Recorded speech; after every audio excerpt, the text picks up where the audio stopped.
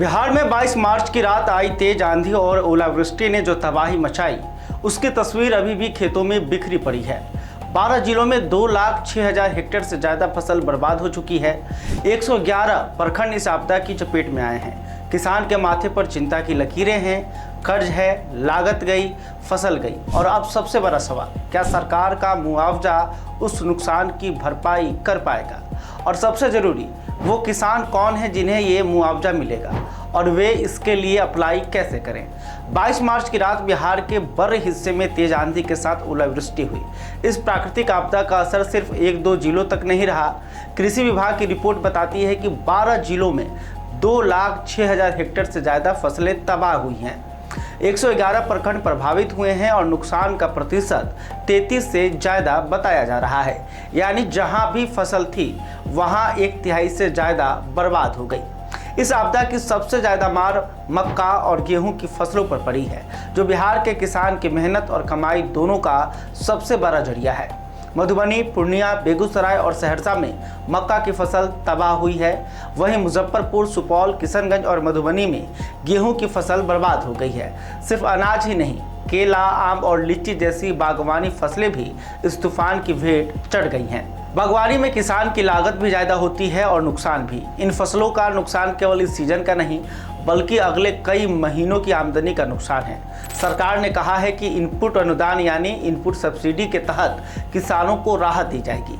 असंचित यानी बिना सिंचाई वाली जमीन के लिए 8,500 रुपये प्रति हेक्टर, सिंचित जमीन के लिए 17,000 रुपये प्रति हेक्टर और गन्ने की फसल के लिए 22,500 रुपये प्रति हेक्टर का प्रावधान किया गया है।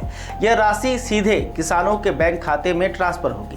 लेकिन सवाल यही है कि क्या यह रकम उस नुकसान की भरपाई के लिए काफ़ी है जो आंधी और ओले ने किया है? अब सबसे ज़रूरी बात, इस मुआवजे का फायदा किसे मिलेगा? सरकारी प्रावधान के मुताबिक वही किसान इस इनपुट अनुदान के पात्र होंगे जिनकी फसल का नुकसान 33% या उससे ज़्यादा हुआ हो। किसान के पास खेत का रकबा यानी ज़मीन का रजिस्ट्रेशन होना ज़रूरी है। जिन किसानों के पास बटाईदारी यानी बर्गाकास्त की ज़मीन है, उन्हें भी लाभ मिल सकता है, लेकिन उसके लिए ज़मींदार का एनओसी या पंचायत से प्रमाण जरूरी होगा। आधार से लिंक बैंक खाता अनिवार्य है, क्योंकि पैसा डीबीटी यानी डायरेक्ट बेनिफिट ट्रांसफ़र से आएगा।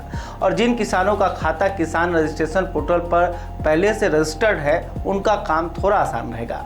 अब बात करते हैं आवेदन की प्रक्रिया की, जो किसानों के लिए सबसे ज़रूरी जानकारी है। किसानों को बिहार सरकार के डीबीटी एग्रीकल्चर पोर्टल यानी dbt agriculture.bihar.gov.in पर जाकर आवेदन करना होगा। अगर खुद ऑनलाइन नहीं कर सकते तो नज़दीकी CSC सेंटर यानी जन सेवा केंद्र या प्रखंड कृषि कार्यालय से मदद ली जा सकती है। आवेदन के साथ आधार कार्ड, ज़मीन की रसीद या LPC यानी land position certificate, bank passbook की कॉपी और प्रभावित फसल की जानकारी देनी होगी। आवेदन की अंतिम तारीख के बारे में जिला कृषि कार्यालय से जानकारी लेते रहें, क्योंकि सरकार जल्द ही इसकी घोषणा कर सकती है।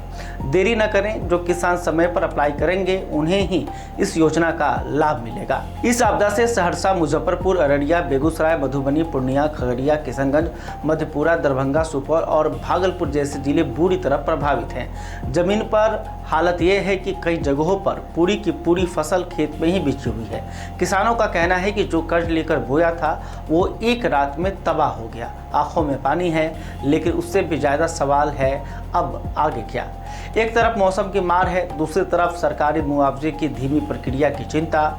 बिहार का किसान इस वक्त दोहरी मुसीबत में है। सरकार ने राहत का ऐलान किया है, लेकिन राहत सिर्फ घोषणा से नहीं, ज़मीन पर पहुंचने से होती है। इसलिए जो किसान इस आपदा से प्रभावित हैं वो इस वेबसाइट पर जाकर अपना आवेदन जरूर करें। वेबसाइट जो है स्क्रीन पर आपको दिख रहा होगा, dbt agriculture.bihar.gov.in, या नज़दीकी जन सेवा केंद्र की मदद लें। अगर ये खबर आपके किसी परिचित के काम आ सकती है तो शेयर करें, और बिहार से जुड़ी ऐसी ज़रूरी खबरों के लिए इस चैनल को सब्सक्राइब करना ना भूलें। बहुत बहुत धन्यवाद।